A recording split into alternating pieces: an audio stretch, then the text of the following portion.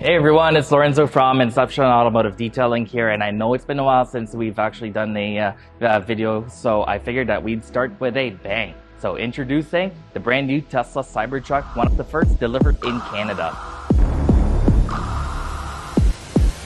Alright, for the Cybertruck here, as I mentioned, that it's one of the first delivered here in Canada. So we're first going to be starting off with a colored paint protection film conversions. Full interior tints, including the front windshield, which is actually the hardest front windshield to do out of the cars on the market right now. Applying a ceramic coating on the paint protection film once it's applied for the environmental protection, and also keeps the car clean as well. As you can see, like there could be some fingerprints that's visible here. And then last but not least, an exterior front windshield protective film that was recently released by XPEL.